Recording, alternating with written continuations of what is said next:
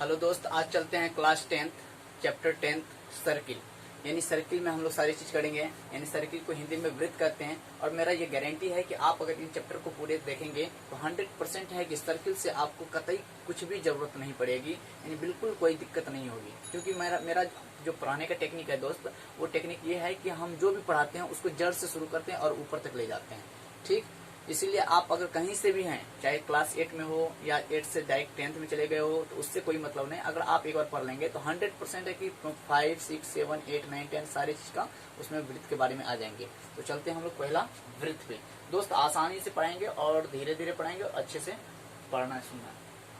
दोस्त पहला क्या है? वृत्त। वृत्त को इंग्लिश में कहते हैं सर्किल। वृत्त को क्या कहते हैं इंग्लिश में? सर्किल। तो देखो वृत्त क्या है? वृत्त एक बंद वक्र है। हम लिख सकते हैं वृत्त के बारे में, वृत्त एक बंद वक्र है। बंद वक्र है जो इसके अंदर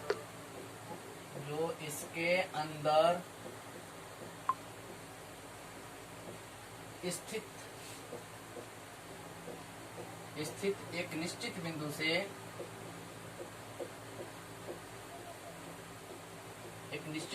से समान दूरी पे होते हैं। बिंदु से समान दूरी पर होते हैं।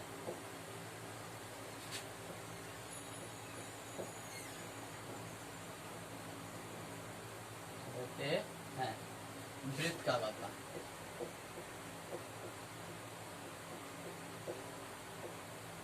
अगर दोस्त आप हमसे पढ़ रहे हैं तो पेन कॉपी सामने रखें दोस्त, फिर देखो कितना मजा आता है। तो देखो वृत्त क्या है? वृत्त एक बंद वक्र है। वक्र मतलब क्या होता है? टेढ़ी मेढ़ी रेखा। तो डायरेक्ट समझो, वृत्त एक बंद वक्र है जो इसके अंदर स्थित एक निश्चित बिंदु से समान दूरी पे होते हैं, तो वृत्त कहलाता है। जैसे एग्जांपल में देखो, वृत्त एक बंद वक्र है जो इसके अंदर एक निश्चित बिंदु, ये बिंदु है, एक निश्चित बिंदु से ये समान दूरी पे स्थित होते हैं, इसे वृत्त कहते हैं। यानी कहानी का मतलब है कि इस बिंदु से इस लाइन की दूरी बराबर होती है चारों तरफ। जितना ये होंगे उतना ही ये, उतना ही ये, उतना ही ये होंगे। ठीक है, इस तरीके से वृत्त समझ गए। अब वृत्त के बाद थोड़ा सा आता है परिधि। परिधि का मतलब होता है चारों तरफ की घेरा। परिधि का मतलब क्या होता है? वृत्त के चारों तरफ की घेरा। तो हम इसको परिधि कह सकते हैं। इसको हम क्या कह सकते हैं? परिधि। यानी अगर इसको, और दोस्त इस बीच वाले पॉइंट को केंद्र कहते हैं। यानी बीच वाले पॉइंट को, यानी वृत्त के अंदर बीच वाले पॉइंट को केंद्र कहते हैं और इसको परिधि कहते हैं। और परिधि को इंग्लिश में कहते हैं सरकमफेरेंस। अगर इंग्लिश वाले बच्चे हैं तो इंग्लिश वाले बच्चे को भी कोई दिक्कत नहीं होगी। और फिर केंद्र को इंग्लिश में कहते हैं सेंटर। केंद्र को इंग्लिश में क्या कहते हैं? सेंटर। अब थोड़ा सा हम परिधि के बारे में जब पढ़ाई रहे तो दोस्त, परिधि के बारे में भी हम लोग डेफिनेशन लिख लेते हैं। तो परिधि डायरेक्ट देखो, परिधि का मतलब होता है चारों तरफ की घेरा। अगर यहाँ पे वृत्त है तो परिधि बोलेंगे, सरकमफेरेंस बोलेंगे। अगर यहीं पे आयत होता, वर्ग होता, यानी स्क्वायर होता, रेक्टेंगल होता, तो वहाँ पे क्या बोलते हैं? पेरीमीटर बोलते हैं या परिमिति बोलते हैं। बस यहाँ पे वृत्त है तो परिधि बोलेंगे। तो परिधि किसको कहते हैं? वृत्त के चारों तरफ की घेरा को। वृत्त के चारों तरफ की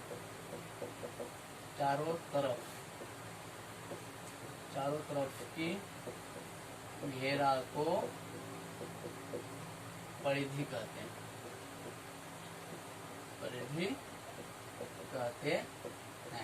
जैसे ये चारों तरफ की घेरा को देखो परिधि कहते हैं, और इसको सी से इंडिकेट करते हैं। किससे इंडिकेट करते हैं? सी से इंडिकेट करते हैं। ठीक है, अब चलते हैं दोस्त त्रिज्या पे।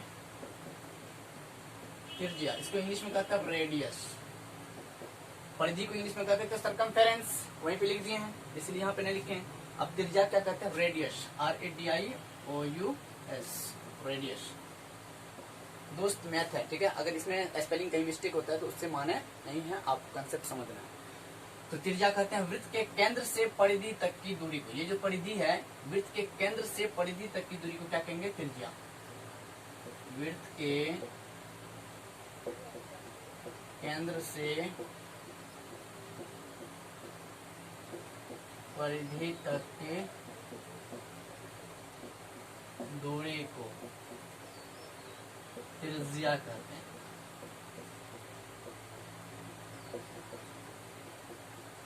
और दोस्त इसे स्मॉल आर से सूचित करते हैं, इसे स्मॉल आर से सूचित करते हैं।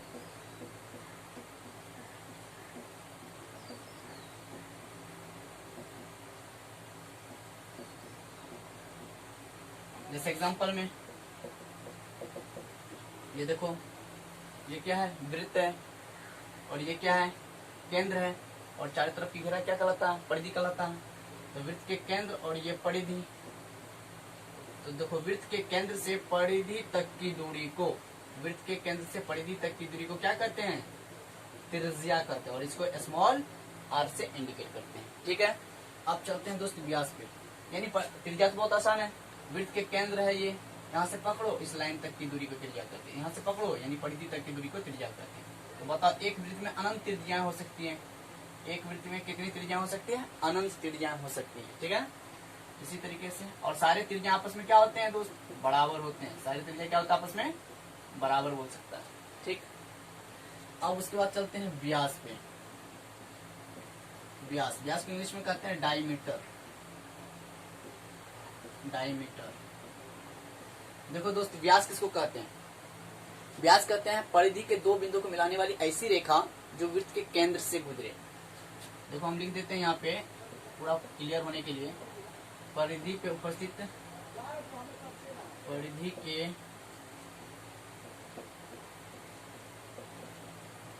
दो बिंदुओं को मिलाने वाली, दो बिंदुओं को मिलाने वाली ऐसी रेखा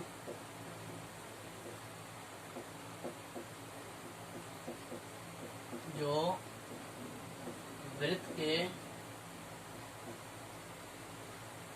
केंद्र से गुजरे, केंद्र से गुजरे, व्यास कहलाता है।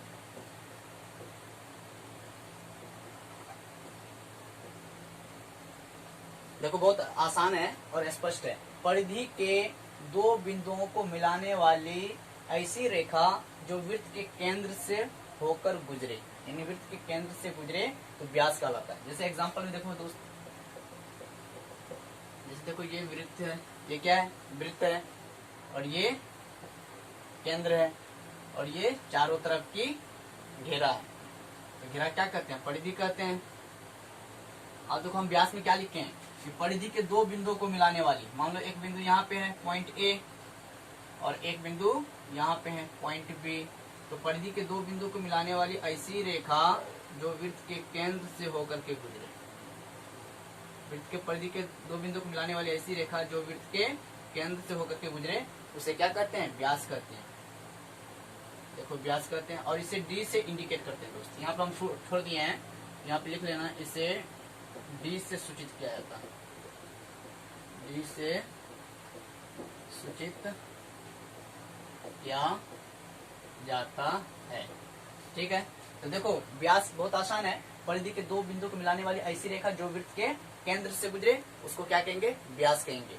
अब देखो यहाँ पे एक गौर करने की बात है, बहुत छोटा है, कि दो त्रिज्याएं मिलकर के एक व्यास बनाती है। देखो त्रिज्या क्या था, वृत्त के केंद्र से परिधि तक की दूरी को त्रिज्या कहते थे, यानी ये भी त्रिज्या था, ये भी त्रिज्या था, और वृत्त के केंद्र से परिधि तक की दूरी, तो ये भी त्रिज्या था। तो यहाँ पे क्या देख रहे हैं, दो को त्रिज्या मिलकर के एक व्यास बनाया है, एक ये त्रिज्या और ये एक ये त्रिज्या, यानी दो त्रिज्या मिलकर के एक व्यास बन रहा है। यानी हम यहाँ पे लिख सकते हैं दोस्तों, यहाँ पे हम इसलिए लिख सकते हैं एक डी बराबर 2r, एक डी बराबर क्या हो सकता है, 2r, यानी व्यास बराबर 2 गुना त्रिज्या। हम यहाँ पे एक फॉर्मूला निकाल सकते हैं। ठीक है, तो इतना दोस्त क्लियर है।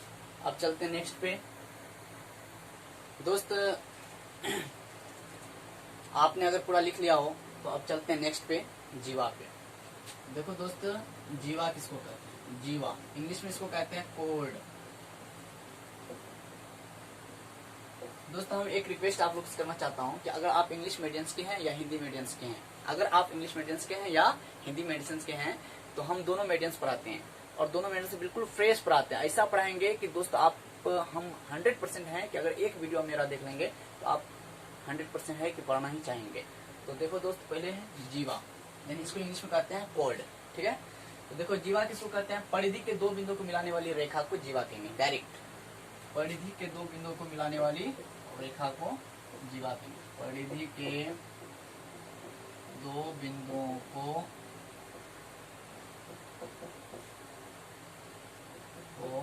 मिलाने वाली रेखा मिलाने वाली रेखा को जीवा कहते हैं।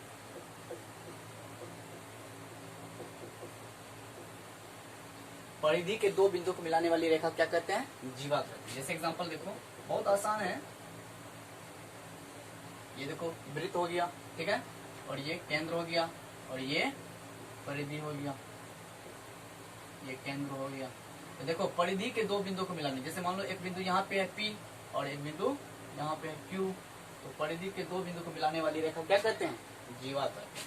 तो ये जीवा कहलाएगा, ठीक है। इसी तरीके से यहाँ पे हम जीवा लिख सकते हैं, ये भी जीवा लिख सकते हैं, यानी परिधि के दो बिंदु मिलाते चलो जीवा लिखते चलो, यानी ये भी जीवा होगा और ये भी जीवा होगा। दोस्त इसमें एक इंक्लूजन निकल के आता है कि देखो सबसे लंबी जीवा को हम व्यास भी कह सकते हैं। देखो व्यास का डिफिनेशन क्या था कि परिधि के दो बिंदु को मिलाने वाली ऐसी रेखा जो वृत्त के केंद्र से गुजरे उसे व्यास कहते हैं। तो बताओ यहाँ पे जीवा किसको कहते हैं? परिधि के दो बिंदु मिलाने वाली रेखा। तो देखो परिधि के दो बिंदु को मिलाने वाली रेखा को जीवा भी कहते हैं। इसका मतलब सबसे लंबी जीवा को हम व्यास भी कह सकते हैं, क्योंकि यही जीवा एक ऐसी है जो केंद्र से होकर के गुजर रही है, और केंद्र से होकर गुजरने वाली जीवा को ही क्या कहेंगे? व्यास कहेंगे। तो इसका मतलब है कि ये सबसे लंबी जीवा है, इसके बारे में हम कह सकते हैं सबसे लंबी जीवा, सबसे लंबी जीवा है। और इसी सबसे लंबी जीवा को ही क्या कहेंगे? व्यास भी कह सकते हैं। यानी इससे एक अलग डिफिनेशन व्यास की निकल के आ रही है कि व्यास किसको कहेंगे? वृत्त के सबसे लंबी जीवा को व्यास कहते हैं। अब देखो इधर क्या होगा, फिर जीवा घटते चला जाएगा। देखो घट रहा है ना, तो कहने का मतलब क्या है कि अगर ऊपर से भी नीचे है, अगर देखो सबसे छोटा फिर उससे बड़ा, उससे बड़ा, उससे बड़ा, सबसे बड़ा कहाँ पे होगा? जब सेंटर से होकर गुजरेगी, और उसे क्या कहते हैं? व्यास कहते हैं। तो सबसे लंबी जीवा को व्यास कह सकते हैं, ठीक है। एक डिफिनेशन व्यास की ये आ गई, ठीक है। व्यास खत्म। अब इसके बाद चलते हैं दोस्त, थोड़ा सा चलते हैं, थोड़ा सा समझने की बात है चाप, जिसको इंग्लिश में कहते हैं आर्क। इंग्लिश में क्या कहते हैं? आर्क। चाप देखो क्या बहुत आसानी तरीके से हम बताएंगे डिफिनेशन। चाप कहते हैं परिधि के खंड को, बहुत छोटे छोटे डिफिनेशन है, एक दो वर्ड्स के। देखो परिधि के खंड को क्या कहते हैं? चाप। परिधि के खंड को चाप कहते हैं। परिधि के, देखो बहुत आसान है ना, परिधि के खंड को चाप कहते हैं, यानी परिधि को कैसे तोड़ लो उसको कहेंगे चाप। इंग्लिश में क्या कहेंगे? आर्क। जैसे एग्जांपल देखो, ये क्या है? सर्किल है, चारों तरफ घिरा क्या कहते हैं? परिधि कहते हैं, यानी ये परिधि है। तो देखो परिधि के खंड को ही ना चाप कहते हैं, तो यहाँ से तोड़ ले, यानी ए बी, इसको कहेंगे चाप। और चाप को कैसे इंडिकेट करते हैं? ए बी, ऐसे। अब देखो यहाँ पे चाप दो गो बनता है, एक लघु चाप, एक दीर्घ चाप। देखो यहाँ से लेकर के यहाँ तक भी एक चाप हुआ, जिसको तुम लघु चाप कह सकता है। लघु मतलब छोटा चाप, इसको लघु चाप कहेंगे। और एक देखो यहाँ से लेकर के यहाँ तक बन रहा है, ठीक है।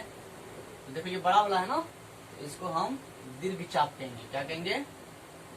दीर्घ चाप। यानी दो टाइप के चाप होते हैं, एक लघु चाप, एक दीर्घ चाप। तो चाप यही था, ठीक है। अब चाप में दोस्त एक कंक्लूजन निकल कर आता है, वो चाप के द्वारा किसी एक बताएंगे अभी नोट्स करके कि चाप के द्वारा सेंटर पे बनाया गया कौन। देखो यहीं पे कर देते हैं दोस्त, यहाँ पे देख लो थोड़ा सा नोट्स। चाप के द्वारा, किसी भी चाप के द्वारा, मान लो ये सेंटर है, ठीक है, चाप के द्वारा सेंटर पर बनाया गया कोण, मान लो यहाँ पे थीटा एंगल बन रहा है, ठीक है, या मान लो यहाँ पे थीटा की जगह 60 डिग्री एंगल बन रहा है। तो किसी चाप के द्वारा सेंटर पर बनाया गया कोण उसी चाप के द्वारा, यानी इसी चाप के द्वारा परिधि पे बनाया गया कोण का दुगुना होता है। अगर ये थीटा है तो ये थीटा बाय 2 होगा, समझ रहा। यानी चाप के द्वारा सेंटर पर बनाया गया कोण उसी चाप के द्वारा परिधि पे बनाया गया कोण का दुगुना होता है। अगर ये 30 डिग्री है, अगर ये 30 डिग्री है तो सेंटर पर कितना डिग्री बनेगा? 60 डिग्री। याद रखो, देखो इसको नोट करके लिख लेना, बार बार बोल रहे हैं। चाप के द्वारा केंद्र पे बनाया गया कोण उसी चाप के द्वारा परिधि पे बनाया गया कोण का दुगुना होता है। देखो जैसे यहाँ पे मान लो कोई चाप यहाँ पे ये ले लिए, और इस चाप के द्वारा हमको सेंटर पे मान लो 120 डिग्री का एंगल बन रहा है। कितना डिग्री का बन रहा है? 120 डिग्री का। इसका मतलब है कि इसी चाप के द्वारा परिधि पे कितना डिग्री एंगल बनेगा? आधा। यानी अगर 120 तो ये हो जाएगा 60, अगर ये 60 तो ये हो जाएगा 30, अगर ये 30 तो ये हो जाएगा 15। तो इस तरीके से तुम नोट करके लिख लेना। दोस्त हम यहाँ पे नोट्स नहीं लिखाए हैं, पर तुम जरूर लिखना नोट्स करके। किसी चाप के द्वारा केंद्र पे बनाया गया कोण और उसी चाप के द्वारा परिधि पे बनाया गया कोण का दोगुना होता है। ठीक, कर देते हैं वही बात को जो बोले हैं अभी बार बार। नोट्स लिखाना जरूरी है। देखो, किसी चाप के द्वारा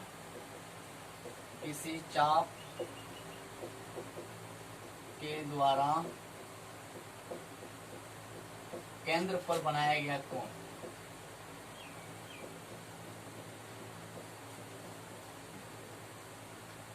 किसी चाप के द्वारा केंद्र पर बनाया गया कोण उसी चाप के द्वारा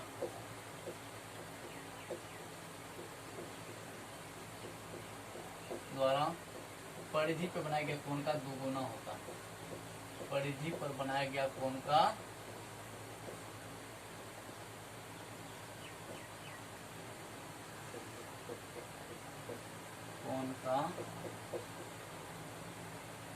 दोगुना होता है।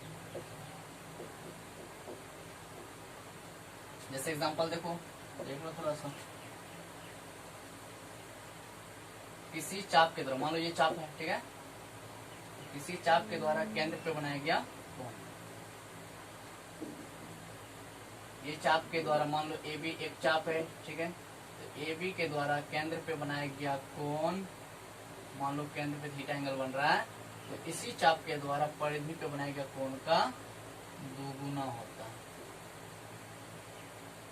यानी तुम दूसरे तरीके से ये बोल सकता है कि किसी चाप के द्वारा परिधि पे बनाया गया कोण केंद्र पे बनाया गया कोण का आधा होता है।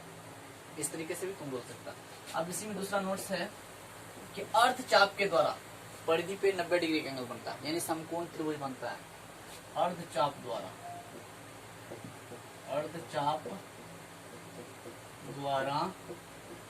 परिधि पर 90 डिग्री का कोण बनता है, यानी समकोण त्रिभुज बनता है। समकोण ये लिख सकते हैं, अथवा समकोण त्रिभुज बनता है। समकोण त्रिभुज बनता है। देखो क्या लिखे, अर्ध चाप द्वारा परिधि पर 90 डिग्री का कोण बनता है अथवा समकोण त्रिभुज बनता है। समकोण त्रिभुज किसको कहते हैं? जिस त्रिभुज का एक कोण 90 डिग्री होती है उसे समकोण त्रिभुज कहते हैं। जैसे एग्जांपल में देखो, हमने अर्ध चाप की बात की है। अर्ध चाप मतलब किसको कहते हैं? यानी व्यास। अर्ध चाप कहेंगे आधे परिधि को, यानी आधा घेरा को, यहाँ से लेकर के यहाँ तक, यहाँ से लेकर के ये अर्ध चाप हुआ। तो देखो, इस चाप के द्वारा अगर हम परिधि पे एंगल बनाते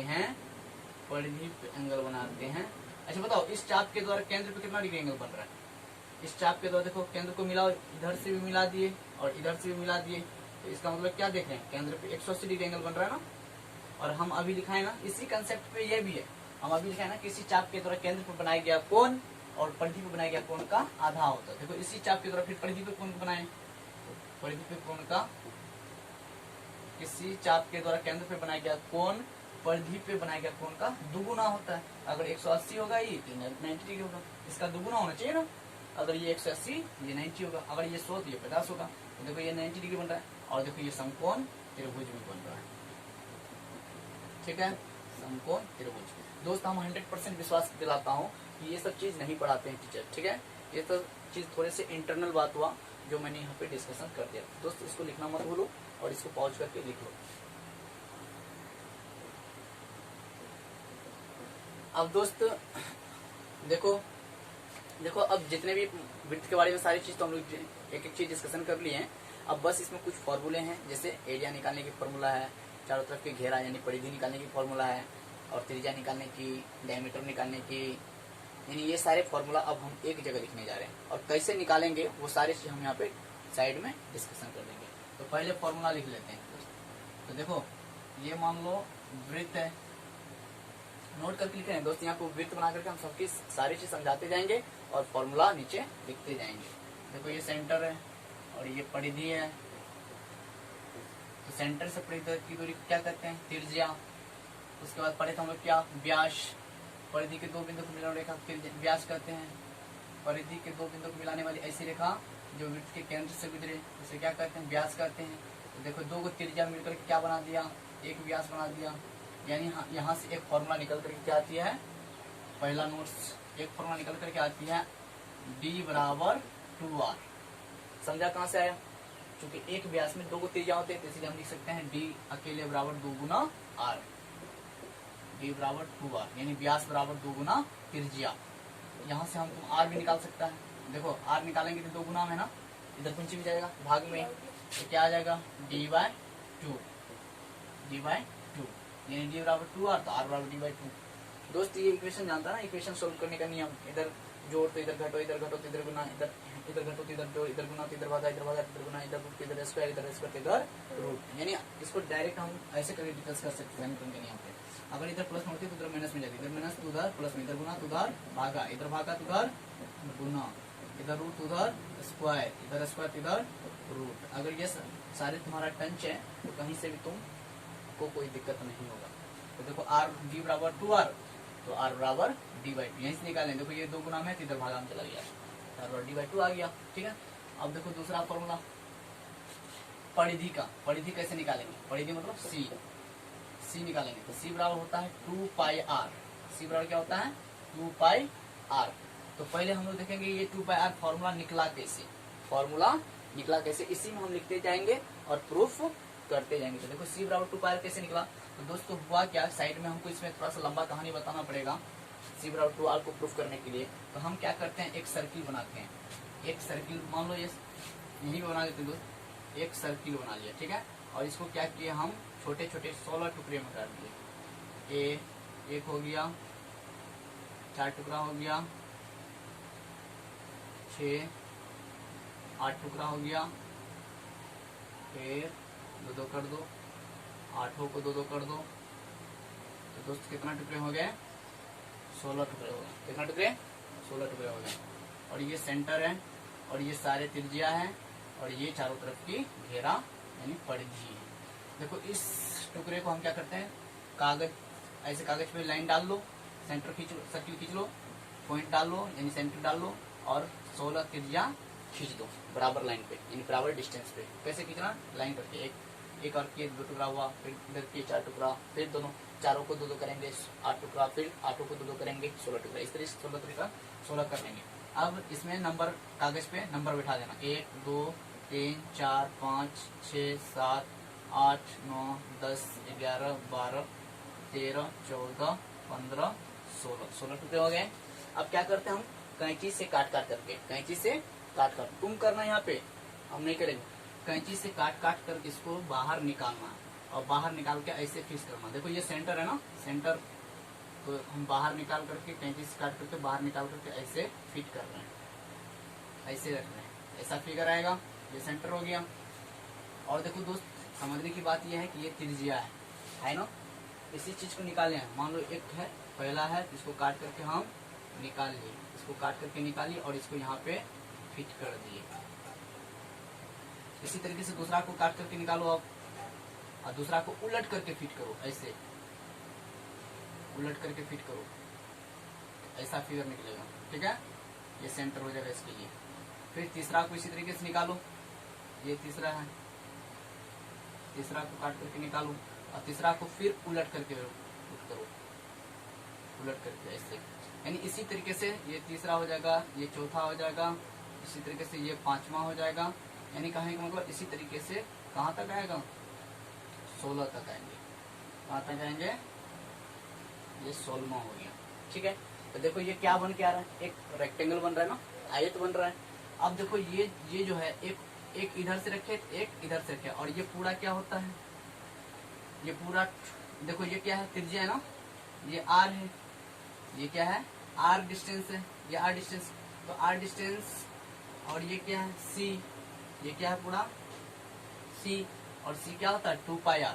तो 2πr में हम क्या देख रहे हैं, 2πr में हम क्या देख रहे हैं कि इसका एक, ये पूरा c बराबर 2πr होता ना, 2πr होता है, ये c बराबर, यानी चारों तरफ की घेरा देखो 2πr होता है। तो ये देखो 2πr क्या हो गया, एक डिस्टेंस नीचे गया, एक डिस्टेंस ऊपर गया, एक डिस्टेंस नीचे, एक डिस्टेंस ऊपर, यानी कहानी का मतलब ये क्या हो जाएगी, ये हो जाएंगे πr। पहले था 2πr पूरी लंबाई, इधर πr, तो इधर भी πr, ठीक है। तो इसका अगर क्षेत्रफल निकालो, यानी पढ़ी इसका क्षेत्रफल निकालो a बराबर पाई आर स्क्वायर। तीसरा नोट हम लिखा देते हैं इसी फॉर्मूला में। देखो c बराबर 2 पाई आर तुमको याद रखना पड़ेगा, ठीक है। c बराबर 2 पाई आर, ठीक है, याद रखना पड़ेगा। तो अगर यहाँ से तुम r निकालना चाहोगे तो r बराबर हो जाएगा c बाई 2 पाई। r बराबर क्या हो जाएगा, c बाई 2 पाई। इस फॉर्मूला से 2 पाई गुना में है तो इधर भागा में चला गया, r बराबर c बाई 2 पाई। तुम यहाँ से d भी निकाल सकता है। तो चलो यहाँ पे हमको प्रूफ करना था a बराबर पाई आर स्क्वायर। हमको प्रूफ करना है एरिया बराबर क्षेत्रफल, यानी वृत्त का जो क्षेत्रफल होते हैं a बराबर पाई आर स्क्वायर कैसे होते हैं वो हमको प्रूफ करना है, ठीक है। तो हम क्या किए, सर्किल ले लिए और सर्किल को 16 भाग में कट कर दिया और 16 को क्या करते हैं अपोजिट अपोजिट करके रख दिए। तो सी का सर्किल का चारों तरफ की घेरा क्या होती है, 2 पाई आर होती है। तो आधा परिधि पाई आर इधर आ जाएगा, आधा परिधि इधर आ जाएगा और ये क्या बन गया, एक रेक्टेंगल बन गया ना। तो इसका क्षेत्रफल निकालना है, यानी इसका क्षेत्रफल बात बराबर हो जाएंगे ना, क्योंकि इसी से बना है ना। तो क्षेत्रफल निकालने का फॉर्मूला क्या हो जाएगा, पाई आर स्क्वायर। तो देखो ये पाई आर स्क्वायर कैसे आ गया, यहाँ से पाई आर स्क्वायर कैसे आया, ये देखो आयत बन गई ना। तो आयत का क्षेत्रफल क्या होता है, लंबाई गुना चौड़ाई। आयत का क्षेत्रफल क्या होता है, ये लंबाई हो गया, लंबाई गुना इसकी चौड़ाई हो गया। तो क्या हो गया, पाई आर स्क्वायर हो गया, पाई आर स्क्वायर हो गया। इस तरीके से हमको ये प्रूफ हो गया। दोस्तों हमको ये प्रूफ नहीं करना था, हमको ये प्रूफ करना था कि एरिया ऑफ सर्किल क्या होता है, पाई आर स्क्वायर। तो पाई आर स्क्वायर होता कैसे है, तो ये चीज हम यहाँ पे बताए हैं कि 16 भाग में बांट करके प्रत्येक को अपोजिट यहाँ पे रख दो तो एक रेक्टेंगल बन जाती है। रेक्टेंगल बनने के बाद ये हो गया चौड़ाई और ये हो गया लंबाई। तो एरिया बराबर क्या होता है, लंबाई गुना चौड़ाई। तो एरिया ऑफ रेक्टेंगल बराबर एरिया ऑफ सर्किल हो जाएगा, क्योंकि इसी से निकला है। देखो पाई आर गुना आर यानी लंबाई गुना चौड़ाई, तो पाई आर स्क्वायर हो गया। इस तरीके से यहाँ से क्षेत्रफल का फॉर्मूला निकल जाता है। अब जब क्षेत्रफल का फॉर्मूला निकल गया तो यहाँ से आर तुम निकाल सकता है, यहाँ से आर निकाल लेते हैं। ए बराबर पाई आर स्क्वायर, इस सबको याद रखना है दोस्तों, इस सबको याद रखना है। डी बराबर 2 आर तो आर डिवाइड 2, सी बराबर 2 पाई आर तो आर बराबर सी बाई 2 पाई।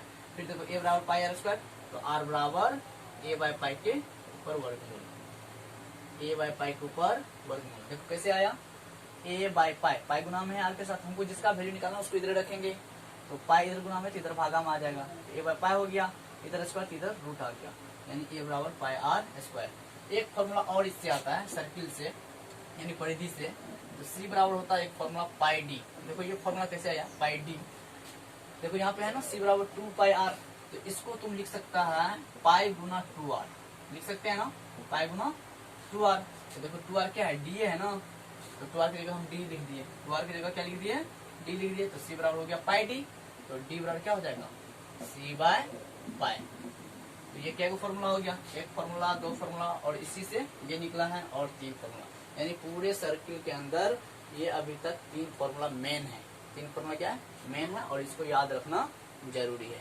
तो दोस्तों हम इसमें एक चीज मैंने बताया कि एरिया ऑफ सर्किल कैसे निकाला जाता है प्रूफ करके, वो मेन चीज था, मैंने यहाँ पे डिस्कशन किया। और इसको तुम पॉज करके बढ़िया से लिख लो। अगर समझ में ना आए तो जरूर कमेंट करना। और दोस्तों मैं बार बार कह रहा हूँ कि प्लीज अगर अच्छा लगे तो इस चैनल को सब्सक्राइब जरूर करना और लाइक भी करना।